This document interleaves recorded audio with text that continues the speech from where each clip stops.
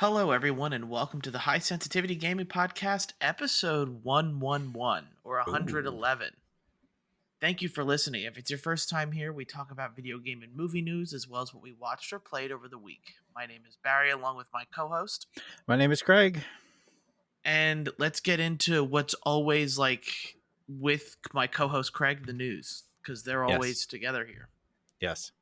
News wise, it's kind of a slow week, at least on my end. But first off, we have Norman Reedus, one of the actors in Death Stranding, may have confirmed that they're working on a Death Stranding sequel. He's kind of said in an interview that, yeah, we're working on a sequel really nonchalantly. And depending on what that means, I guess we're getting a second Strand game. One wasn't enough. Did you finish the first one yet? No. I'm trying to look it up real quick. Oh, yeah, here. Okay. Because Kojima did tweet out something after this kind of came out. Okay.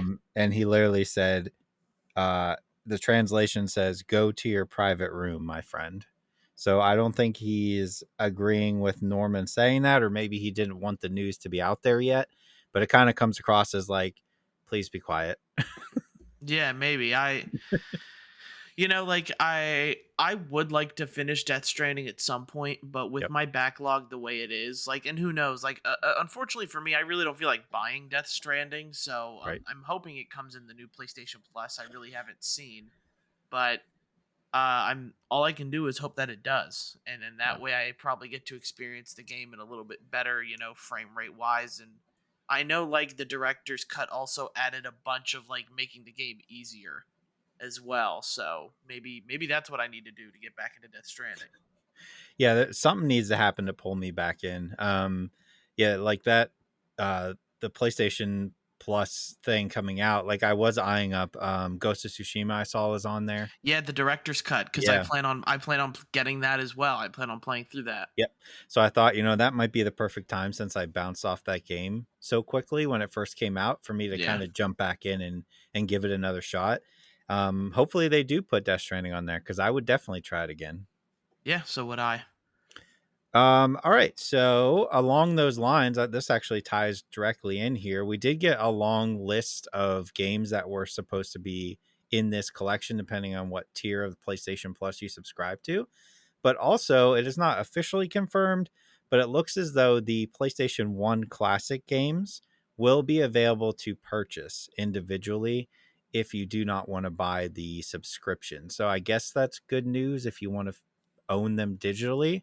um, I will say though, after looking through that list, that the PlayStation 1 games are the ones I was most excited for, and it's very, very light.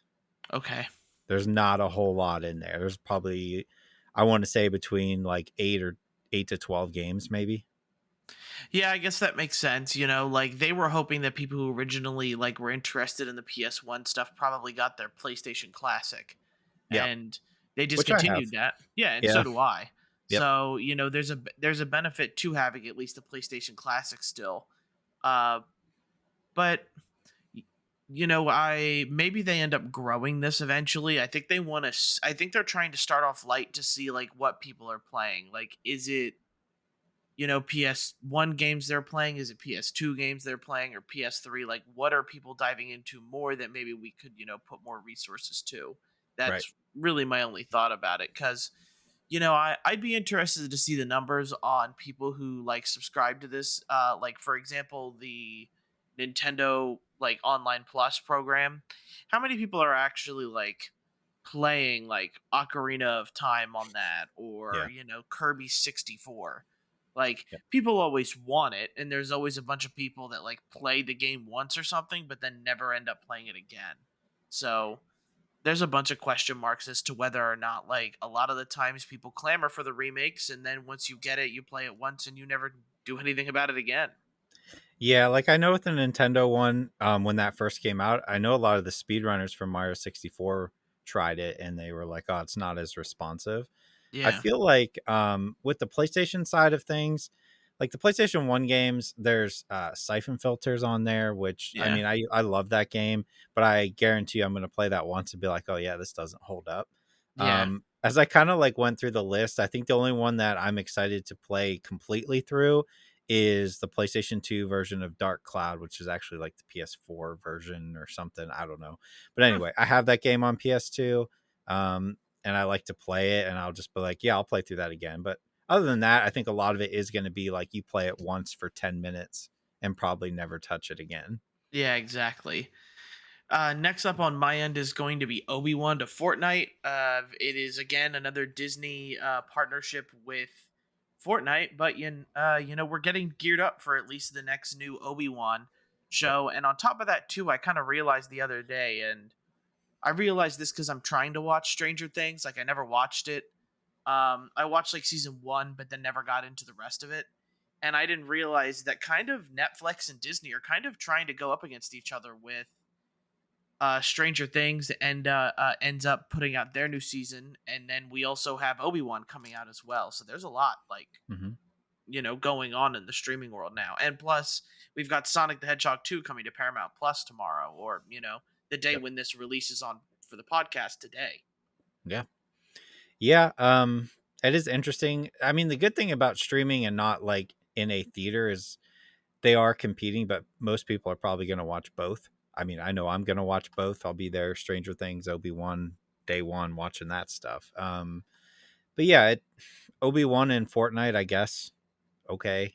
I mean, everybody else is in Fortnite at this point, so why not Obi-Wan? I even saw that there are I consider them blasphemy, but there are Funko Pops coming out, like 2 packs, and the one I saw was Ryu from Street Fighter and a Fortnite character. I'm like, okay. I feel like we've gone a little too far with integrating Fortnite with everything in the world. Yeah, But no kidding. good on them for cross promoting literally everything in Fortnite. It's insane. Yeah, and people will buy it because it's a Oh Star yeah, Wars skin and because it's Obi-Wan Kenobi, so people will buy it. exactly. Um, Sort of along Fortnite way here, free to play. Fall Guys is going free to play in June, also coming to Xbox. The real question on this story though is, are people going to play it? Are you going to play it on Xbox? Maybe. I can't guarantee anything. Fall Guys was a lot of fun, especially Yeah. during like COVID, like Yeah. during the COVID scene, like getting to play this kind of weird, you against 100 other people type game that wasn't like a first person shooter. Yep. Definitely spiced up the market a lot for that game. I really haven't heard anything since though. Like, I know they've done partnerships with Sony. I know they did it with Nier as well, with like Horizon with Aloy Yep. and B2 with Nier. So they've done a good like cross marketing as well when it comes to like the Fall Guys campaign. I just don't know if this game will receive a boost when it goes onto these other platforms, but is it enough for it to maintain itself? Yeah. Uh, I to to I don't is it like, I know it's not dead, but like I would love to see what the player base is right now on Yeah. PlayStation, cuz I can't imagine it's insanely high. Yeah, but I also feel like you've got to probably and like that type of game is great for kids. Mhm. Like I have a feeling that there is a part of the community that is young kids that parents don't want them to play Fortnite because it's a shooting game or something like that, so they end up playing this with their friends. So I'm gonna go with like Fall Guys probably has like a good like decent crowd via the Yeah, young people. true. Next on my list, and this is kind of just like a telling everybody pretty much, is right now, and I had read a story yesterday that the Nintendo eStore is going to be closing soon for the 3DS. So Yep. if you haven't already, like gotten your games or downloaded them digitally, you may be running out of time soon. I did check today, and I'll show it to the camera. We the store is still working, and it was Okay. supposed to be shut down yesterday. So maybe by the time this podcast comes out, go and check your 3DS because it's increasingly hard to find 3DS games. Like you can find them at GameStop, but like major retailers most of the time don't have them anymore. Like Cartridges Galore might have some 3DS games as well. Yeah. But I looked at my 3DS library and I was like, okay, I need to grab this before like it becomes $200. Grab this before it becomes $200. Yep. So just be on the whereabout. And the same thing goes for the Wii U because they're shutting down that store soon as well. So If you're a Nintendo fan and you definitely like want to like have a way to play the classic Nintendo games, you gotta be on top of your game here because this stuff's closing down soon. Yeah, now is the time. I literally I believe Friday, I want to say it was Friday, I unloaded my 3DS. I sold it for a decent chunk of change. I was waiting and waiting until the right opportune moment, and I figured like this weekend was the perfect time, and it worked. So I didn't have any use for my 3DS anymore. Um, I left like a ton of demos and stuff on it when I sold it. But yeah, now is the time if you want to have that all backed up and ready to go. Yeah, I didn't think about selling it. I don't know if Yeah. I'd ever sell mine. You must have done a pretty good job at least with that. So good Oh for yeah. you. All right. This was an interesting story I saw that I thought I would bring up. Xbox turned down Marvel, which right before they made the Spider-Man game, which came to PS4. Uh, we always hear about like the good decisions companies made, so I thought it was kind of interesting that this was a, in hindsight, horrible decision to turn down Marvel. Not saying that they would have had the same game, obviously, because it probably would have been a different developer, but having the rights to Spider-Man and all the other Marvel games could have been huge. It could have swung a lot farther in Microsoft's direction instead of going to Sony. Yeah, and Spider-Man is the most like popular hero I think out of Yep. all Marvel like subsidies and heroes and whatnot. So, Sony at least attacked where they had like power, which is Yep. them having the Sony license. Because if Marvel made a superhero game, it wasn't going to be a Spider-Man game. Right. You maybe would have gotten a Superman, because that's been done before. Um, we've seen Batman games, but that's not Marvel. I'm just trying Right. to think like games like what kind of good superheroes still need video games. Maybe that's a fun list we need to go through. I feel like Iron Man deserves one. Yeah, Iron Man probably does deserve like an actual video game where like Yeah. the VR game I will admit is fun, but it's not Mhm. it's not like that type of video game. Or Yeah. like I think Thor would do well. I just Yeah. think like with the and this came after of course Spider-Man, but like the Avengers, like everybody's kind of scared. Um Yep. to kind of go off and do their own thing. But like stuff like Doctor Strange, like he would probably be a really good Yeah. character to have a video game for, especially considering like with the multiverse and whatnot, you could probably have Doctor Strange go on like Ratchet and Clank type of, worlds that are Yeah. weird and fun. Like, there are plenty of superheroes that probably deserve their video game, but it's people are worried about whether or not it would succeed or not. Take Guardians of the Galaxy for example. We loved Guardians of the Galaxy, but for Square Enix, it was like, well, it wasn't that big of a hit. Yeah. Even though, despite the fact that I went and searched for a collector's edition and got one, that kind of thing. Yeah. And I enjoyed the Deadpool game. That was last gen. I didn't think that was terrible, but I don't think that sold extremely well. Now would be a good time to do a Moon Knight.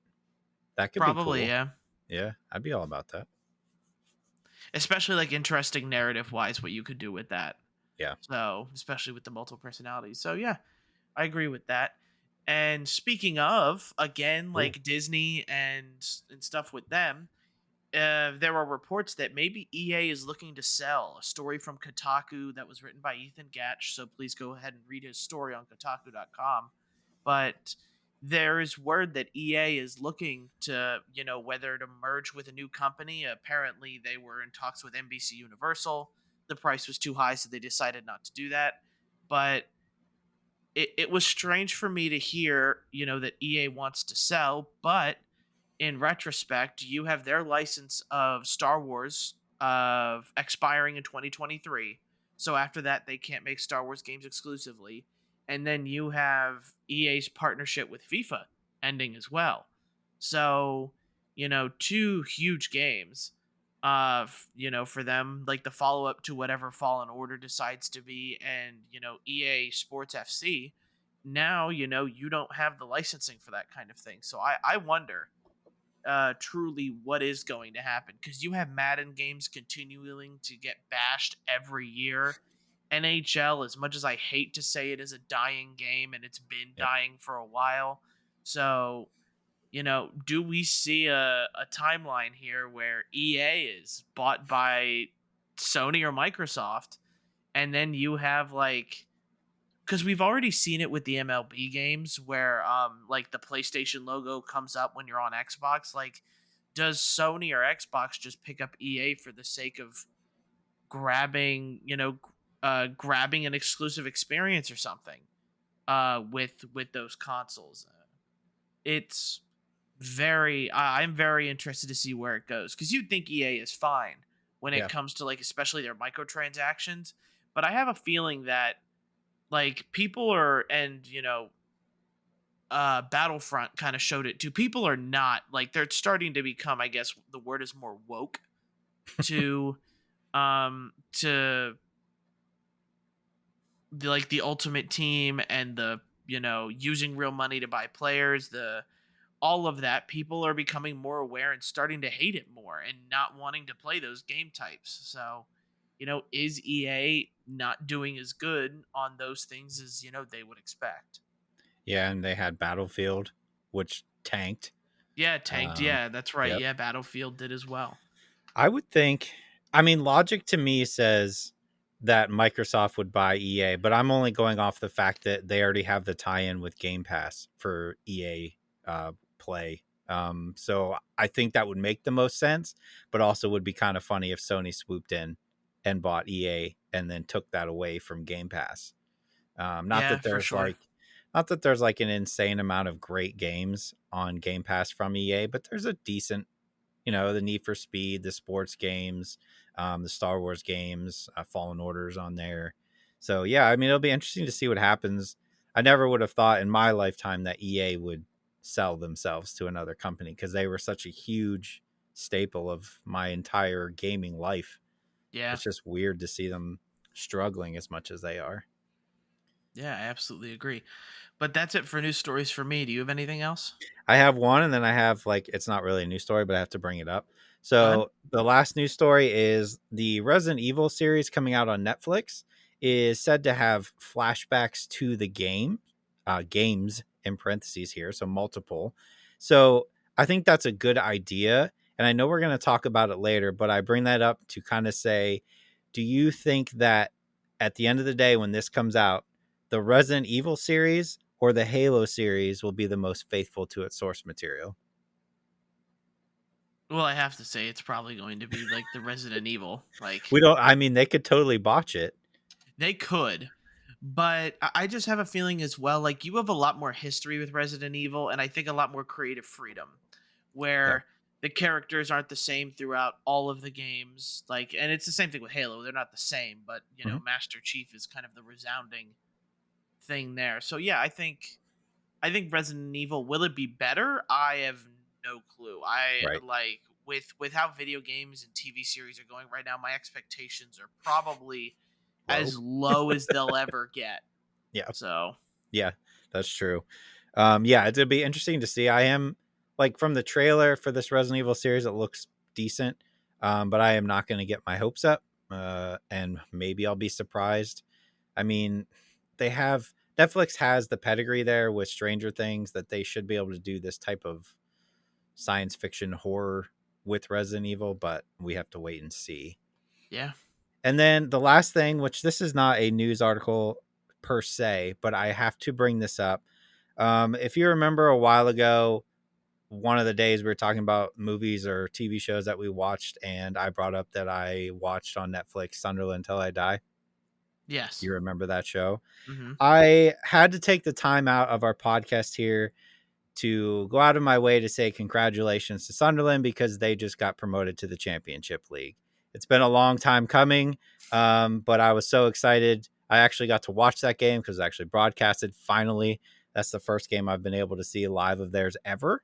I don't know, them being in the Championship League, if I'm going to be able to watch anything, probably streaming somewhere, I would think.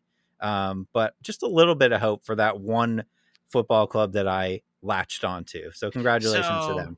yeah, so I can't believe it. You're talking soccer on the podcast, I am. but with Sunderland, so they aren't in the Barclays League. They're going to championship, like Champion League 1. Is that what Yes. it is? Yep. Okay.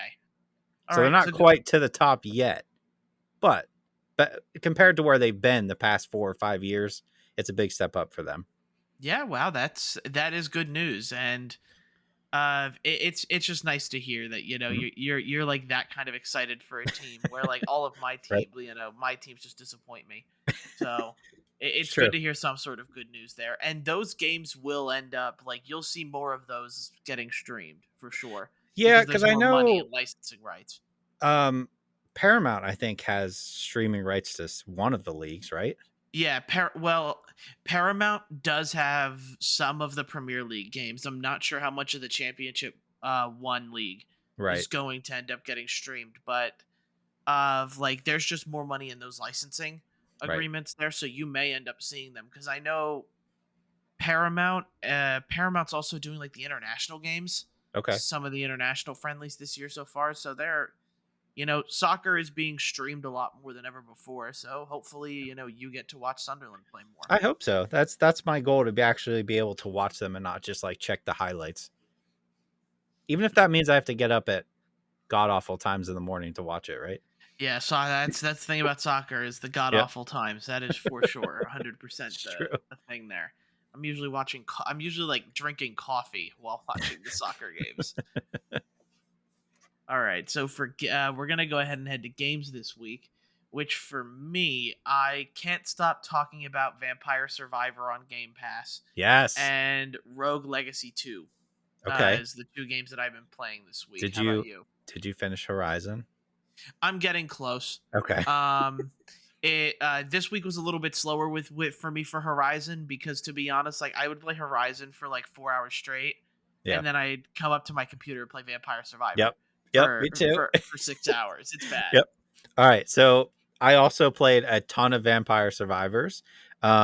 We had the release of Apex on mobile this week that I checked out, and then I have Supernatural on the Oculus. So that's what I played this week. But Vampire Survivors, man, whew, Yeah, let's just talk about it yeah, because it is like the most fun I've had with like a game in like I feel like a while. Like I'm yeah, binging this game, but hmm if you don't know what it is, Vampire Survivors, and I was explaining it on a Discord server that I've been a part of for a week now.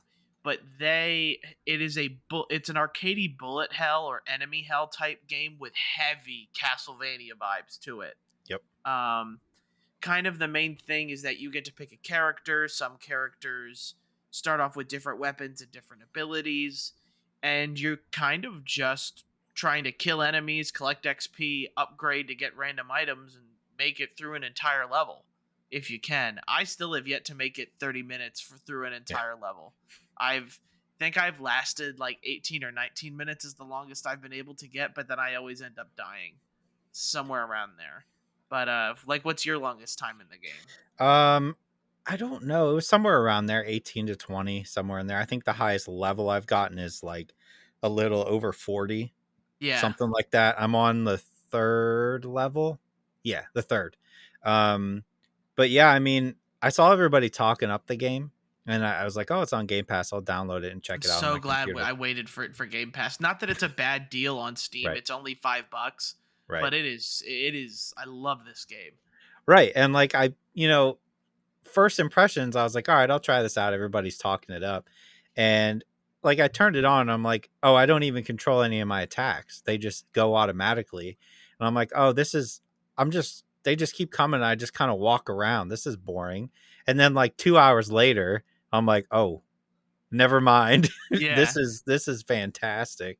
Um, yeah, I don't know. It's so simple, but I think it's just the amount of characters you can unlock, and then all the upgrades you can get, and just the satisfaction of gaining another level and picking what you want is just so good, and it just feels so good. yeah. Like getting a chest is like Oh, gambling. Like it yeah. is. It's like the closest to gambling I can feel when you get like a good chest that gives you 3 or 5 items. Yep. You're like in your seat, like yes, like I just hit the jackpot. Yep. Kind of thing, and it doesn't even cost money Nope. to get those chests. So you like it kind of goes to show that like you can make a game like this in an 8-bit generation, and it's fun. It doesn't have to be this graphically impressive game like Horizon constantly is for me as of late. but it it just needs to have fun gameplay and rewarding mechanics. And Yep. for me, this game is so rewarding for based on what you want to do, and you will get farther as you continue to collect more gold and upgrade your characters outside, so that way you get, better starting, health and better starting movement speed. It is just an insanely fun game that not only do I enjoy playing it, but it's also the perfect game for me where I'm, listening to a video or watching a video Yep. kind of at the same time sometimes, or listening to something, an audiobook, and doing this cuz the music is good, but it's nothing, it's nothing spectacular, I think, in Right. ways. It's just too bad that this game would probably do so much better, or you could probably charge $30 if they got the Castlevania licensing, and Yep. you could play as Trevor Belmont, or what's her name from the Netflix anime? Sil. Oh, I don't remember. Oh boy. Because you don't play as a vampire. At least I haven't Mm-mm. seen any vampires yet. But you could still have a bunch of old characters. I saw a Do skeleton, but not a yeah, vampire yet. yeah. Do you have a favorite character? Yeah, I don't know what his name is, but it's the guy who starts off with daggers. Daggers, yeah, the Yep. twin daggers. Yeah, Yep. you're right. I like the character right after him, she's Porta, the one Okay. that starts off with the lightning ring. Right. And you're just constantly unlocking. Like, I've been playing for a couple days now, right? And then I just realized today that pressing escape shows you the map. Oh, does it? Yes. I And had no idea. I didn't either. And then I pressed escape and I was like, because I had just been kind of wandering around aimlessly, right? You're Yeah, just like killing things. So I pressed escape, and obviously the map is just a square, right? It's just a big square. But I noticed, I was like, oh, there's stuff on the map to go yeah. see. So like there's question marks, and those question marks are, I don't know if you've been to one yet, but you'll find a coffin. Have you seen No, a I coffin? haven't. Okay. I had no idea Okay. these were things of this. And now, the moment we're done with the Yep. podcast, I'm probably gonna go figure it out. So there's question marks on every single map. So like you can go back and play your older maps, right? Hmm. But you go to this map and the question mark on the map and you'll see a coffin. And as soon as you hit the coffin, there'll be like, I don't even know how many, like 30 or 40 knights will spawn in a circle around them. And Yeah, you have to kill all of them on top of all the other enemies that are just constantly like barraging you. But once you kill them all, you can open up that coffin and it'll unlock another character for you to use. oh, okay. You have to buy them, but like the one I just unlocked earlier today, and I didn't buy him yet, was a skeleton. Yeah, So I don't know what he does, but yeah, just like I randomly pressed escape, and I was like, oh, there's a map. Oh, there's stuff. I can look for this stuff instead of just going in circles and trying to collect things. yeah, So like it's just the more you play, the more you realize that how deep this game is. Because on the surface, when you first start, it doesn't look like it's a deep game at all. But there's so yeah. much going on. It's insane.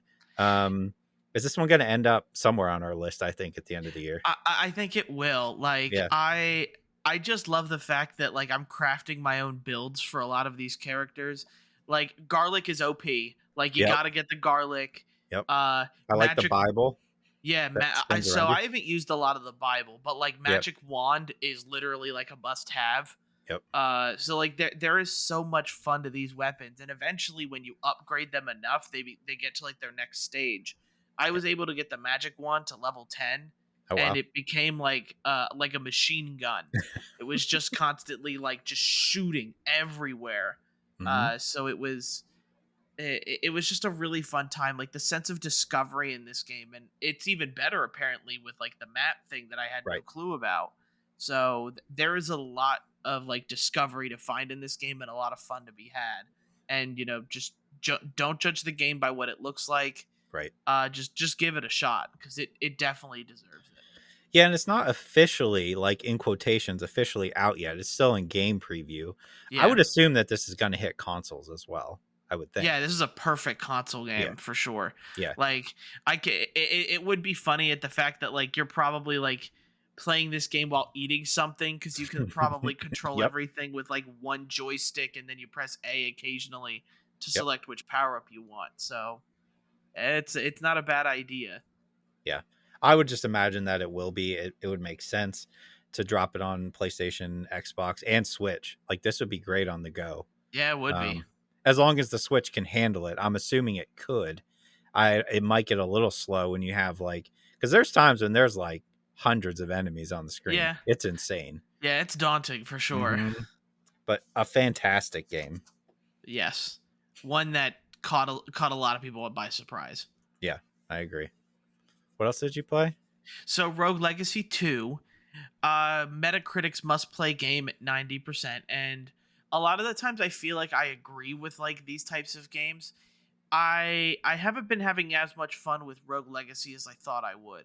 So Okay. pretty much how it works is, you go through as a regular character, you level up, and you collect things in order to get to the boss room.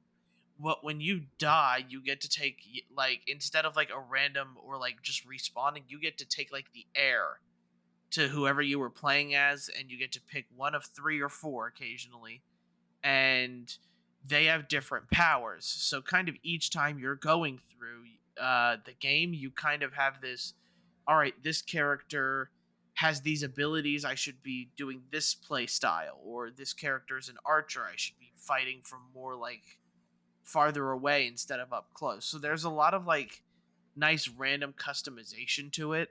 But like, to be honest, I wanted Rogue Legacy 2 to kind of take me how Vampire Survivors did, but Rogue Legacy 2 just, it got boring really quick. Okay.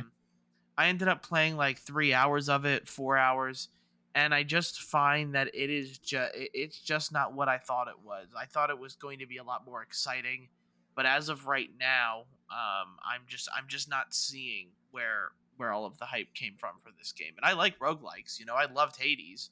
Hmm. Uh and I thought this game was getting a lot of like critics avail to what Hades was, but I don't know, it just doesn't feel the same. I just would rather play Vampire Survivors. Do you think that's part of the reason why you're not sticking with it because of Vampire Survivors? Maybe, Okay. but like I gave Rogue Legacy 2 like a good decent shot before I even started playing Vampire Survivors. Okay. So, there is, I gave Rogue Legacy its time before I even knew Vampire Survivors was coming to Game Pass. Hmm. So, I think like the fact that it just didn't grab me, and then the moment I downloaded Survivors, It's over. I was hooked. Yep. Maybe that is it, and maybe I need to revisit it later. But as of right now, Rogue Legacy I wouldn't say is bad. It is a good roguelike game, but the whole taking over the heirs sort of things and the different classes, I just feel like the game doesn't like just feel as rewarding. It still feels tough, even like 3 hours in, and maybe it's because I'm a baby gamer. Who knows? Yeah, I had my eye on it, but Vampire Survivors came out, and I was like, well, I guess this kind of fills that itch You I made had. Yeah, you made a good choice. Yeah. That's good though. I mean, I might check it out later. I have it on my Steam wish list, so maybe like Steam summer sale or something. It might be Yeah, cheap, and I'll pick it up and try it out. How much is it? 30? yeah, I think it was 30 or 20. Okay, so it's not like terrible. It's not like it's No, it's 60 not. bucks. No, it's not that. At least I don't feel bad about playing it, I should say. Okay, okay. Um, did you play Apex on mobile yet? I did not know. Okay. I totally forgot it was coming out until I saw like a news article that was like, "Oh, it's out for everyone now." I was like, "Oh, I should probably try that out since we're playing so much Apex." I'm actually not playing as much anymore as I was, but I will say that it is Apex. It controls decently well. It's just like playing like PUBG on your phone. I'm playing on a iPhone 12, and graphics wise, it's pretty good. I'm surprised how well it looks and how well it runs. Haven't had any issues with like stuttering or anything like that. Um, I will say that it's crazy to me that the intro for this on mobile is 10 times better than it is on PC and console. It's Oh, is crazy it to me. really? Yeah, I mean, I guess they had time to refine it, right? Yeah. But yeah, it's much better. It's fun. I don't know that like it's something I'm going to play all the time, but like I'm going to keep it on my phone because if you're, in the mood for Apex and don't feel like turning on your console or your computer, it's a good fill in.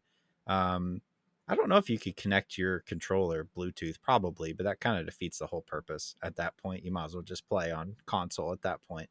Yeah, Um, at that point, you're playing with like a strategic yeah, advantage on controller on you are. for mobile. Yeah, Yeah. And I mean, my first game, obviously I won because they throw you in with bots, to try to hook you in. You don't actually unlock your legends with like coins like you do on console. It's just by level. So okay. like you gain a level and you're like, oh, now you have lifeline or whatever, or something like that. But I think it's gonna do fairly well on mobile. I think it's doing pretty well overseas. It's been out for I think a month or two. Yeah. But yeah, I mean, so far so good. I don't. It's not going to be like, oh, I have to play this every day, but it's a good time. Everybody should probably check it out if you like Apex.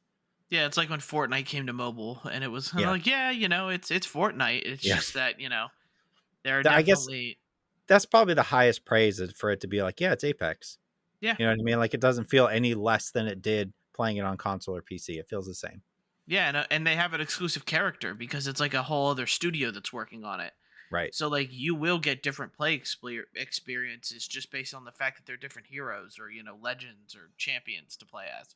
Yeah, agreed. And then the last thing I played this week, this is a good one, Supernatural on the Oculus. So for those who don't know, Do you take control of Jensen Ackles? no, you do not. So then it's not worth it. So Supernatural is actually, I will say it's a game. It is an app, but it is a game. It is a fitness app.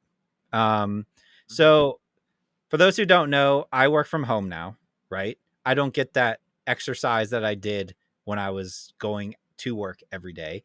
Um, it was very apparent to me that I was putting on weight steadily, right? Yeah, Working from home.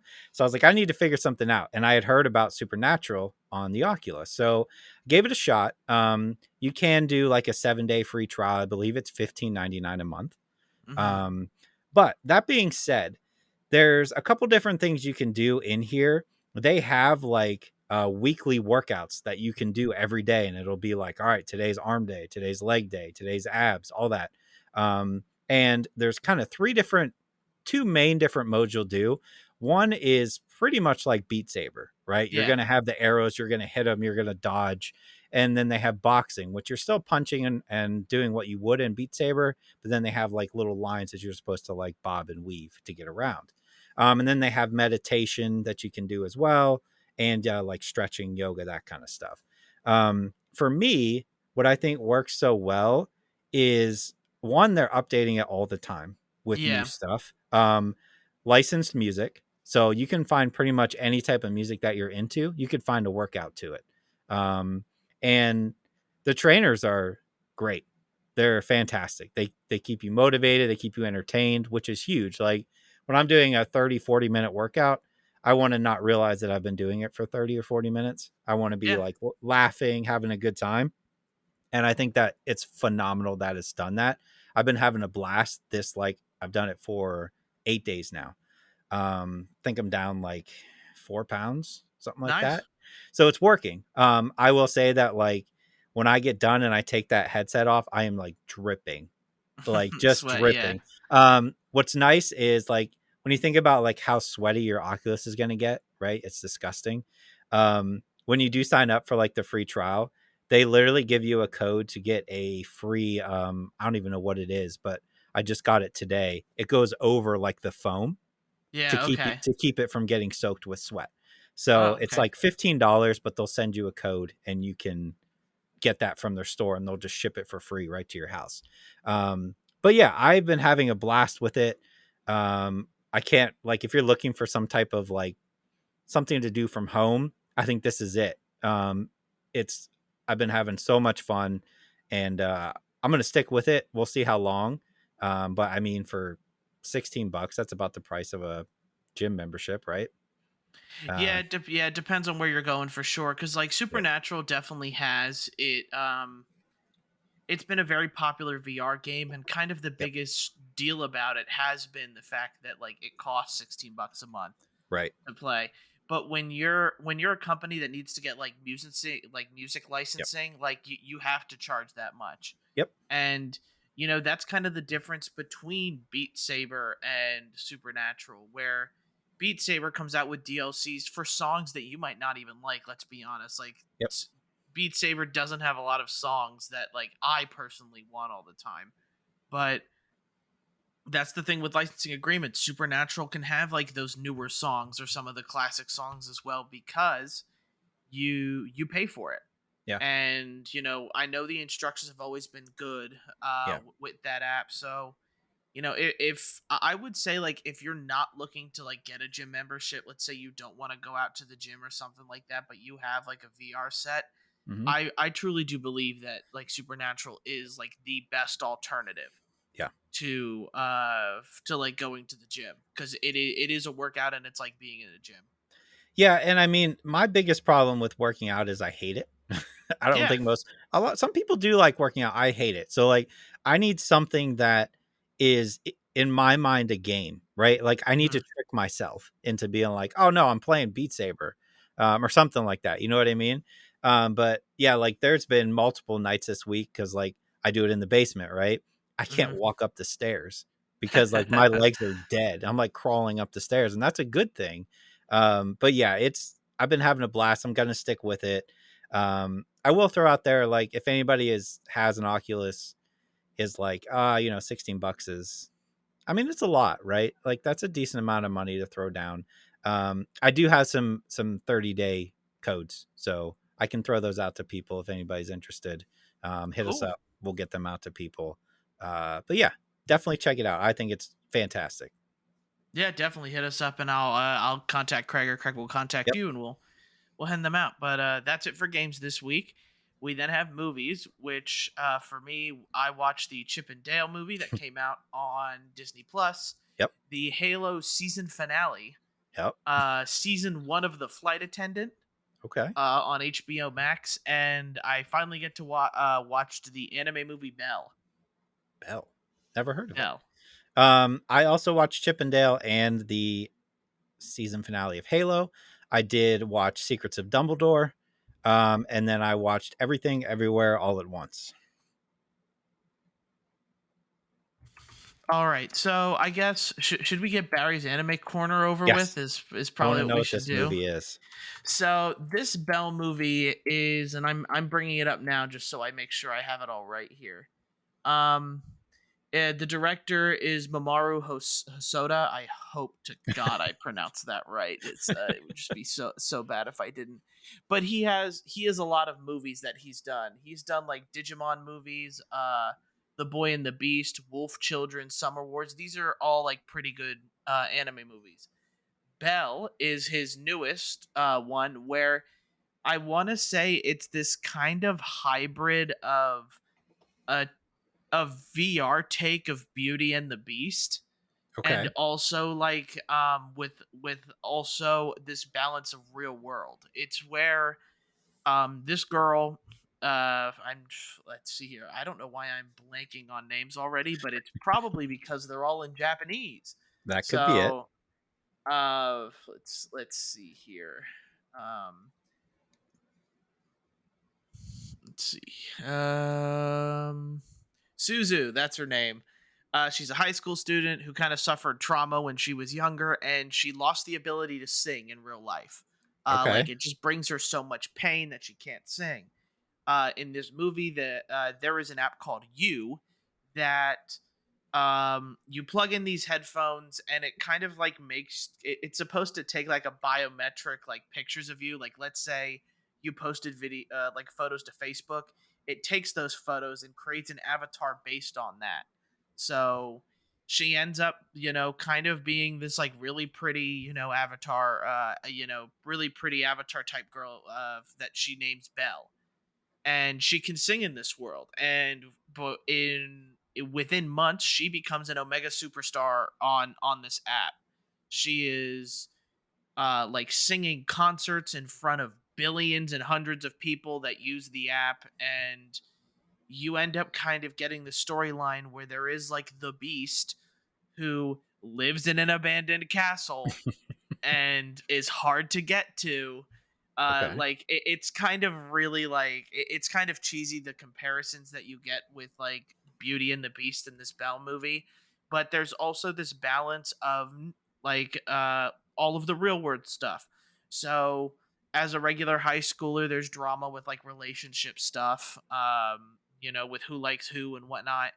There's also, the drama of trying to manage, like, she wants to keep her identity hidden so she can continue to like sing. Because I guess in her head, the moment if people find out who she is, like, they're gonna ask for concerts in real life, and then she can't sing anymore. So it's kind of like this balance, and the Beast character is the same way. Nobody knows who this Beast character is. And throughout the movie, you get to learn more about the Beast character, find out who they are in real life, and how these two impact each other. Overall, I think the musical numbers are really good in both English and in dub. Um, in the dub version, though, the lip talking kind of doesn't match, but it's really hard to do when you're singing a song. So just kind of get lost in the music. I really, really enjoyed this movie. I love the parallels to Beauty and the Beast, as it is one of my favorite, like, old time Disney animation movies, and how they balance the real life portion of things. Belle definitely deserves the praise it got in theaters, and I just hope that people give it a shot. For the most part, like, if Craig, if you want to watch it, you can borrow my Blu-ray, man. I'll get it to you. Um, I mean, maybe. I'm looking at the pictures of it right now. It's at a 95%. That's Yeah, pretty it good. is. It is a good movie. Like, Okay. you I there is like this mixture of anime and CGI, and I have to say, like, this is the one of the few times where the CGI does not look terrible. Okay. um it really mixes in well with the 3D app world that they continuously fall back in and on. And I feel like the movie goes pretty fast in the beginning, so you kind of get involved pretty quickly, slows up toward the middle, and then ramps back up during the end. So I think it has really good pacing, because for the most part you want people to get involved in the beginning, slow down when people are already involved, and then the moment they're supposed to fall out or get bored of the movie, it ramps back up. Yeah. Yeah, I might have to check it out. We'll see. I mean, it doesn't like scream that I need to watch it, but it doesn't look terrible. Yeah, it's not like Mugen Train, where I like forced you to watch, the full season of Demon Slayer and Yep. then watch Mugen Train. That's true. That's true. All right. Let me get Secrets of Dumbledore out of the way here. Yeah, Since let's do okay. this. Secrets of Okay. Dumbledore. Um, I enjoy Dumbledore in this movie a lot. I think they did a good job with kind of getting the same charm that Dumbledore has, and also making him look like, I mean, this guy's the greatest wizard, right, that ever Yeah. lived. So like they do make him look like a badass at the end, which I appreciated. I do feel like I am in your corner here, where just stop calling them Fantastic Beast movies, because yes, there's a beast that is a main plot point of the movie, but poor Newt is just like a background character, I feel, for He feels like it. yeah. And I'm just like, all right, I mean, I get that they're building this world and all that, but then just don't call them Fantastic Beast movies. Just call them, like we said before, like call them Dumbledores or whatever. You know what I mean? Something that's just Dumbledore, and have Newt show up. I was entertained throughout. I didn't hate it. It did drag a little bit for me, but having like read all the books and seen all the movies, like it's cool, like the nods that you get here and there from like some of the books that they get to throw in here, specifically like Dumbledore and his brother and his sister, and that whole backstory there was cool. I do wish they would have kept Johnny Depp. I don't mind Mads in that, as Grindelwald, but I think I liked Johnny Depp in the last one, so I wish he would have gotten the chance to kind of finish that out. But I understand why they didn't. But yeah, overall, it's okay. I don't think it's something that I need to watch again, but I didn't hate my time with it, I guess. And we're getting more, right? Yeah, like, it's a 5 movie apparently. So this is now the third, so there's 2 Yep. more after this. Uh yeah, they really should just have called this, Hogwarts Dumbledore, and then, Yeah. Secrets of Dumbledore, or something like that. Cuz like, people really like, I think, the Fantastic Beast portion of things that the first Mhm. movie was. It's just that they've gone now so far Yep. from that. And, compared to what these movies used to do, these movies probably have bigger budgets and are making like a lot less money Yeah. compared to what those, Harry Potter movies did.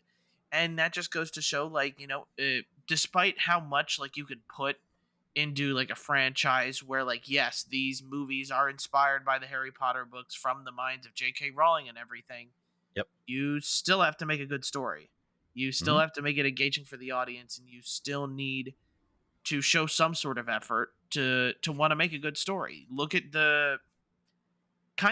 how the new trilogy for Star Wars came out, and how kind of everybody's damned that trilogy to be very, very poor. Yep. Where the prequel series was damned at the time, but now people look at that movies with a lot of fondness. Hmm. Um, and talking about movies and that and Star Wars and that kind of thing, that's what kind of Ewan McGregor has said about it. Those movies were bashed when they were younger, but now that it's kind of grown with time, people love to come to adore them. Yep. And Harry Potter's never really been bashed. They're still good movies.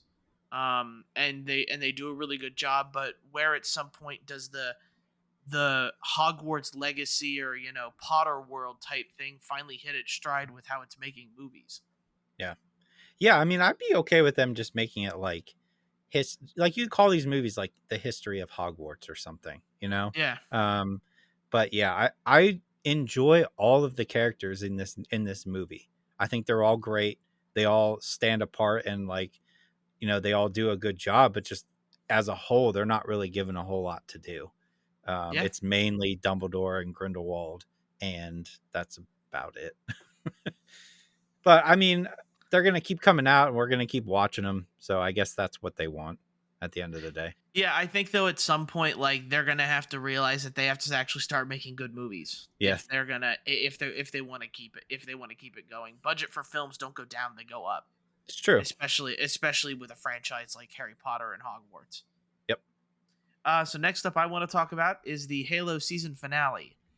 Does it redeem everything Halo this TV series has done? No. Like, No. straight up, I'll tell you no. But I do have a glimmer of hope for the future, because I didn't realize that they might have been taking the Halo series this way from the beginning.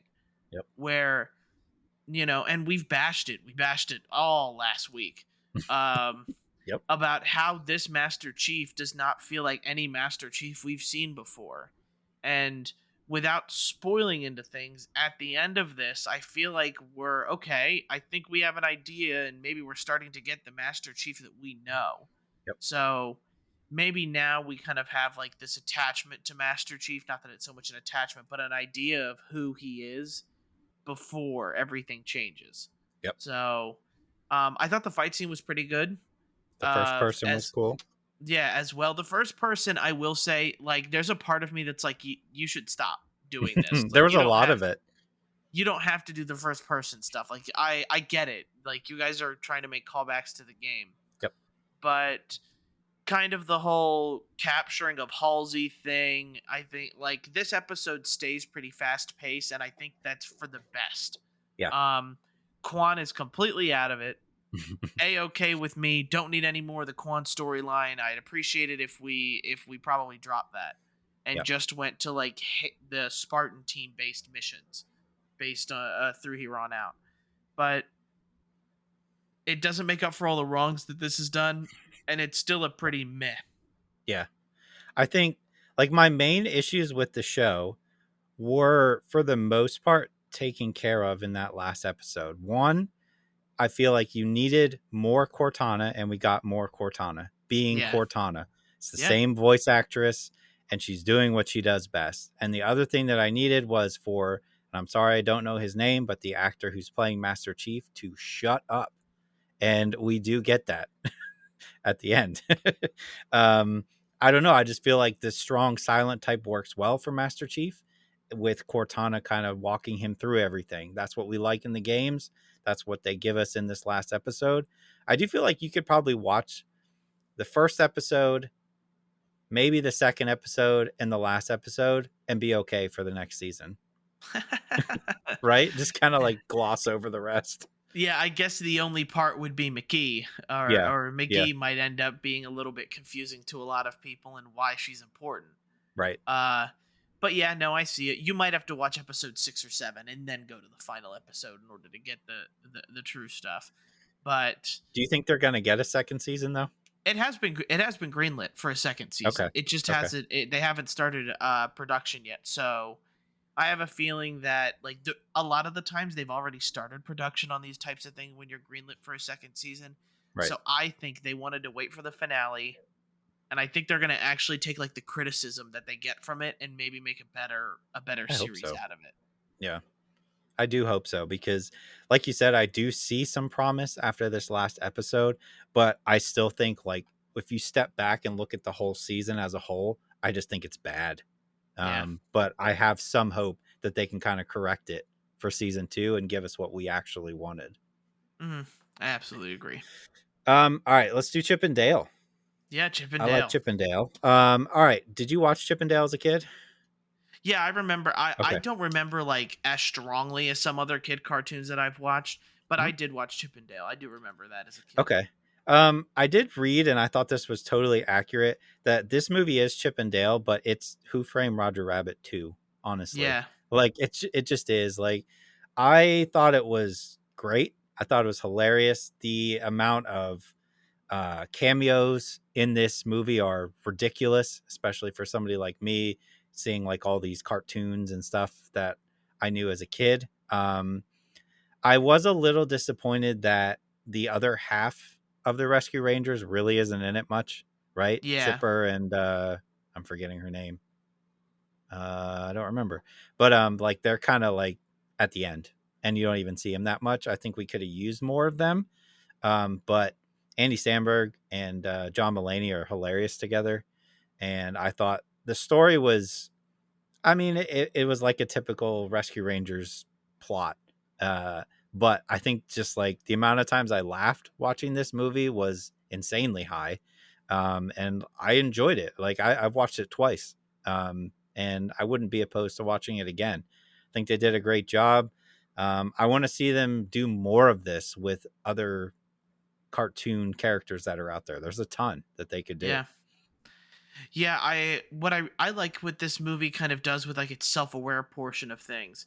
Like there are jokes to literally, the early 2000s style where, people look dead in the eye. Yeah. And you have a really cool movement with like Seth Rogen's characters that kind of all pop up at once Yeah. there. They even make jokes about the Polar Express, which I enjoy because those they're kind of creepy when you Yep. when you go back and look at that movie. And just kind of the overall self-awareness. I will say that I hated the fact that like I'm glad we haven't said anything yet about it on this podcast, but like there are some like sites that the day that movie came out, they were kind of detailing all of the spoilers to like who's in the movie and Yeah. the big surprise to Yep. who's in that movie, because there is one like video game character that is, wait, like what, this is in here, like why? Yeah.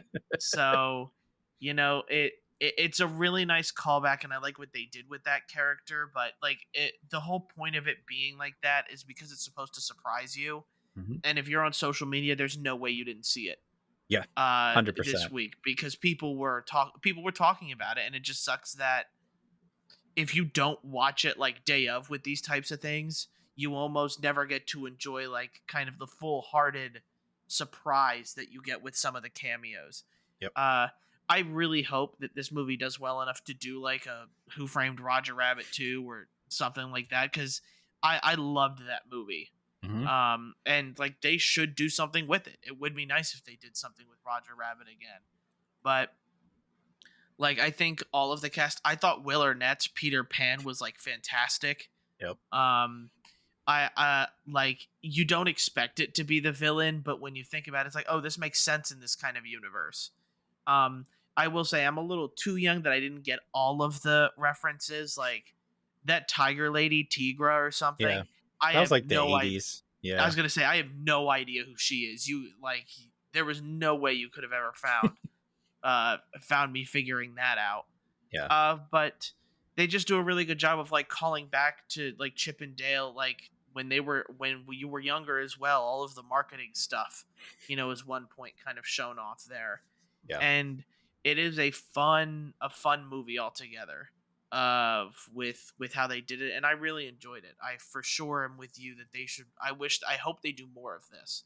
Yeah. Um, because there's a lot of potential, like with this type of kind of self-aware, mystery type cartoon hybrid real life movie. Um, and like also, I don't know who that cheapo Gumby character is. Uh, I think it was just something made up. oh, you think so? I Okay, I think thought so. I thought Yeah. it was a reference to Gumby. Like I could tell it's a reference, Yeah. but I didn't know if he was actually like part of Gumby or something like that. I don't think so. I didn't recognize him. I thought he was just like a character created for the movie in the style of Gumby. Okay, okay, all right. So that's Chip and Dale. Please watch it because it is Please. definitely worth it. And then was there anything else you watched? The last one I watched was Everything Everywhere All at Once. That's right. So this one's hard to explain. Along the lines of Doctor Strange, this movie deals with multiverses, a lot of them. It is really hard to put into words. This movie, it has to do with a Asian family who runs a laundromat. The wife, the husband, and their daughter.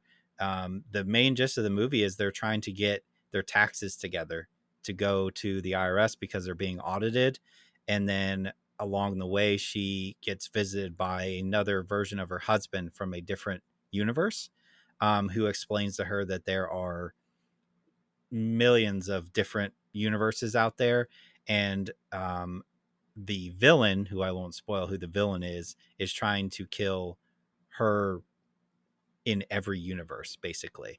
Hmm. That's like the basic premise of the movie. I will say that you have to fully commit to this movie because it is wild and it's like out there. There's a universe where everybody has hot dogs for fingers instead of normal fingers, and they all used to learn their feet to like write and like play piano and that kind of stuff. And like it's out there. And I felt like the intro, like the first 20-25 minutes of it were like, what are we doing here? You know what I mean? Like you're just kind of Yeah. like, I don't really understand what's going on. But once you get past that first 20-25 minutes and it really starts taking off, and she realizes that like I can access other versions of myself from different universes. There's just different ways they have to access it. So it may be like, one was her husband had to eat chapstick, and that allowed him to access this other thing. It's very weird. Or give himself paper cuts between all his fingers to access something else. And that allowed him to have a universe where he knew martial arts or something like that, right? Yeah. But once you buy into this and you start getting into this movie and it takes off, and it's very like action packed, right? It's at its core martial arts movie. Hmm. And once you get past that, and then you get to the end where it all kind of wraps up and you see exactly what's happening. Um, if you fully commit to this movie and aren't just like, I don't understand this, I can't watch this. This is one of my favorite movies I have ever seen. Really? Period. Okay. Yes. I got to the end and I just kind of went, holy cow, that was fantastic. Um, but again, it was a rough start. So I think a lot of people are going to be like, that movie sucked. This is terrible. I don't understand why everybody likes it. I don't think there's middle ground on this movie at all. You're Okay. either going to love it or you're going to hate it. And I am on the love it side. I don't know where I put it, but like, I honestly thought like, once it ended and the credits rolled, I sat there and I was like, this may be a top 10 movie all time for me. And that's crazy to think about. It may drop once I think about it some more. I'll probably go back and watch it again. But as of right now, like it was phenomenal. And I cannot recommend it enough. I totally understand if like you or somebody else watches and be like, I hated it. It was so stupid. But hopefully most people will be on where I'm at and be like, that was incredible. Cool. All right. Yeah, I've heard a lot of good things about this movie. Like it was it on Netflix at one point? I don't think so. I think it's Okay. actually Yeah. still in theaters, but you can rent it through like Amazon. Okay. I'll have to take a look at it. There's been a couple things that I've been meaning to watch. Mhm. So I'm just kind of waiting for things to finally come out. Like Ambulance, I'm really excited to Yep. watch. Sonic the Hedgehog 2, I'm really excited to watch. There are a lot of good movies, and I still need to keep up with it because like the other thing that I want to talk about is the flight attendant. Yeah. Season one with on HBO Max, and I am really like I don't want to spoil it, but like Kaylee Coco, who is the main actress of this, I really does like she's an incredible actress. Um, she kind of like in the Big Bang Theory, you kind of just don't you. She kind of gets used as like the hot, the Hmm. hot side piece to Leonard. I can't even. I'm really surprised I remember that name. Um, That was impressive. yeah, sorry, I don't. I can't believe it, to be honest. I haven't watched Big Bang Theory in years. I want to say over 10, but it she's like in this crash, and overall what it is she is a flight attendant, and she has this one crazy night and she wakes up next to a murdered body, and the whole point of this is that she's trying to figure out who murdered him because she's convinced it's not her that murdered him because she's not that type of person, or so she says. So it's this kind of like constant back and forth of like her trying to figure out like who killed this person, but she like and I'm not even sure how it all works, but the weird thing is she like randomly phases out and like blacks out of things to talk with the person she killed. So Okay. you get to learn more about him as a person. It's kind of like you with Kaylee get to figure out who this person was and the stuff they didn't know that was going on in their lives. Like so many times in a murder, you never get to see who like the killer was or get to learn like what he knew or didn't know about what shady operations he was a part of. But like surprisingly to me, like the performances from like Kaylee Coco, like it keeps this movie very interesting. Or sorry, not even movie, it's a TV show. And I'm gonna continue watching it. Like I know season 3 is airing now. I plan on watching season 2, but there's like so much going on around her that you kind of understand why she's the way she is. Not that it makes her a good person, but you'll kind of realize like, oh, like this is everything that this person like Kaylee's character is dealing with. But it's kind of like this fun mystery type thing where you're trying to figure out like how are they going to figure out like how to frame the killer who killed this person. So overall, I do say give it a watch. I surprisingly like it because I didn't know what to expect, but it's pretty good. I think I watched the first 2 episodes when it first came out, and then I think I stopped. So I will have to go back and check that out. Yeah, like you have to get invested like in like the mystery part of things, and also get invested into like Kaylee's character, um, because much how like I didn't know what to expect from her, like she like, and maybe it's more or less that I'm just impressed of how good of an actress she is because like I only really ever knew her in Big Bang Theory, Yeah. where I don't think she gets to properly shine who she like actually kind of as an actress is. Yeah, I agree. From what I remember from the first 2 episodes, I thought she did a pretty good job. But yeah, I'll have to go back and check that out. That way we can both talk about it. Yeah. You'll have to let me know if you like it or not. Mhm.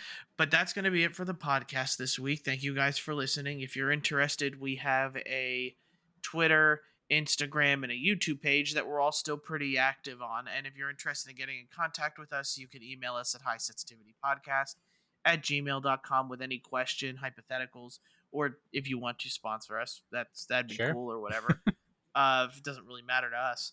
So again, make sure that if you guys like the audio version to share it with friends and review it on your favorite podcasting platform. The video versions come out Thursday if you do like those, and please subscribe to the High Sensitivity YouTube page if you want to get on there as well. I check that probably two, 3 times, every 2 or 3 days. So I'm usually on there. I get to see what your comments are. If you have any suggestions, we're willing to take it. Whether it's another March Madness style bracket or a segment we should make it about. So hopefully that one person that liked the Halo TV show finally got the closure they needed from our podcast. So I hope I gave that to them. So with that, again, thank you for listening, and we'll see you next time. See you later.